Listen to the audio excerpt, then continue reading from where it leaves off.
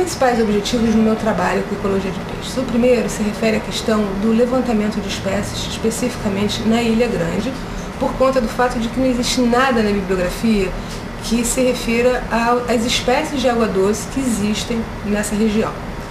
Então esse seria o primeiro objetivo. O segundo objetivo, na verdade, é a essência do meu trabalho, e ele se refere à ideia de detectar padrões temporais e espaciais na estrutura das comunidades de peixe. O que significa isso? Significa saber se as espécies de peixes que ocorrem num determinado rio, numa determinada bacia, elas se mantêm ali durante todo o tempo, ou se elas se substituem ao longo do tempo. Isso dentro de uma questão temporal. Dentro da questão espacial, envolve a questão do deslocamento ao longo desse trecho de rio. Isso quer dizer o quê? Uma espécie que ocorre numa área baixa é a mesma espécie que ocorre numa área alta de rio, numa área de cabeceira, ou ela se move ao longo desse trecho longitudinal do rio e substituindo e utilizando recursos diferenciados ao longo desse trecho longitudinal. Então a essência, da questão é justamente responder essas duas perguntas. A estrutura da comunidade se mantém no tempo, no espaço, sim ou não? Existe uma metodologia que ela atende os dois objetivos básicos do meu trabalho, que é a metodologia de coleta, ou seja, as técnicas de amostragem. Considerando que a coleta de peixes envolve uma questão importante, que é a seletividade dos artefatos de pesca, o que a gente tenta fazer é usar o máximo de variabilidade de artefatos de maneira a minimizar essa questão da seletividade. Então, nesse contexto, eu uso, em essência, redinhas de arrasto, que são os nossos famosos arrastinhos, fuçais, peneiras e redes de espera.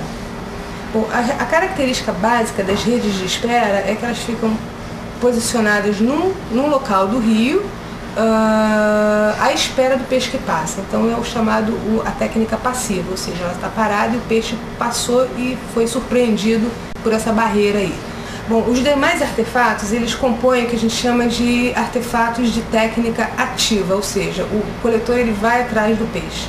Tá? Então nesse grupo estão incluídos o arrastinho, onde duas pessoas, uma em cada lado, arrasta esse artefato, para coletar os exemplares. Ele normalmente pega os exemplares que vivem no fundo, no substrato, que a gente chama das espécies bentônicas, tanto jovens como adultos, mas basicamente peixes de fundo.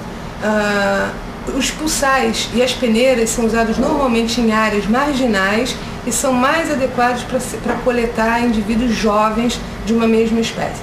Então, enquanto naquela coleta passiva, que é a rede de espera, a gente basicamente pega exemplares de porte grande ou adultos, nessas peneiras e pulsazinhos a gente pega normalmente os exemplares juvenis das mesmas espécies.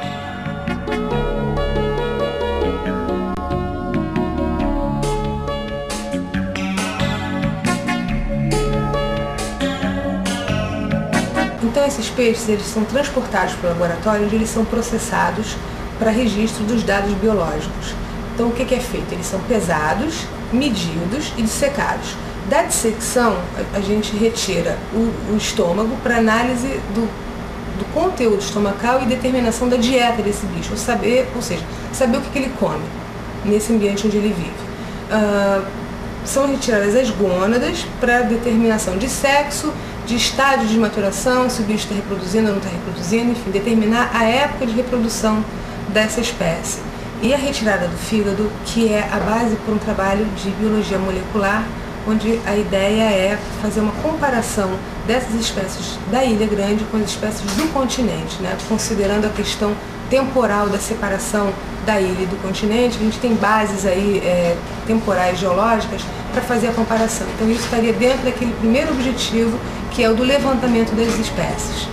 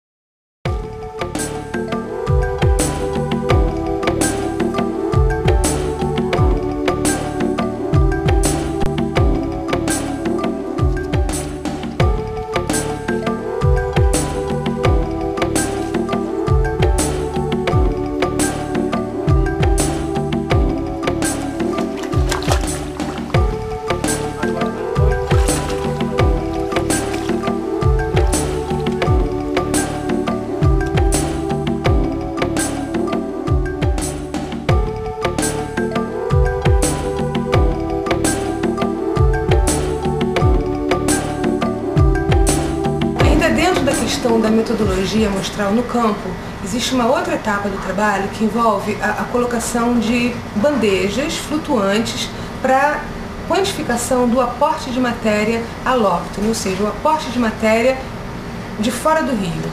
Isso significa o quê? O que cai de insetos, de vegetais, de folhas, de galhos, de sementes, todo o material que é aportado para o rio e que eventualmente pode servir como recurso alimentar para as espécies de peixe.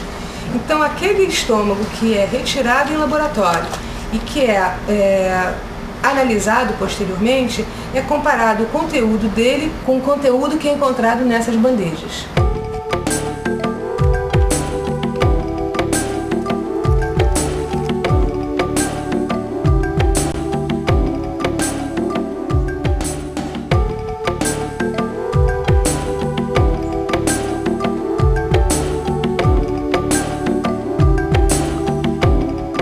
Existe uma questão central no estudo de ecologia, que é a determinação de que tipo de fatores estruturam uma comunidade, no caso nosso, uma comunidade de peixe. Isso significa o quê? Saber quais são os fatores que determinam que espécies estão num dado local, num dado momento. Esses fatores são fatores biológicos ou são fatores físico-químicos? Fatores biológicos envolveriam a questão da competição, da predação, enfim, do mutualismo, de relações biológicas entre as diferentes espécies. E a questão física, os fatores físicos envolvem questões geomorfológicas, climatológicas, de salinidade, de temperatura, enfim, fatores físico-químicos. E a nossa pergunta central é: que tipo de fator determina aquela comunidade que existe na Ilha Grande, nos riachos da Ilha Grande?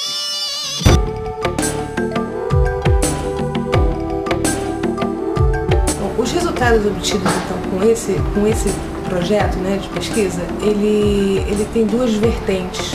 A primeira é relativa àquele primeiro objetivo, que é a questão do levantamento das espécies, ou seja, posicionar as espécies da Ilha Grande, num contexto de biodiversidade de Mata Atlântica.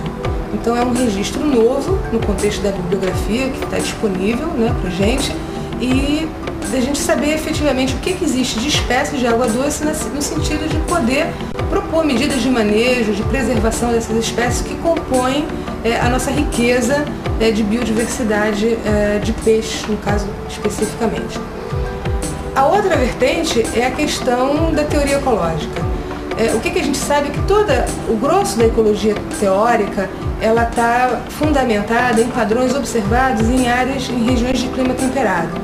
Então, tudo que a gente sabe em termos de ecologia de peixes é muito feito com base no que se tem na Europa, na América do Norte, enfim, em regiões de clima temperado, que são áreas muito mais estudadas. E os resultados que a gente obtém com esse trabalho nessa região da Ilha Grande e num contexto mais amplo, numa região tropical, é inserir esses padrões observados aqui dentro desse contexto maior da teoria ecológica.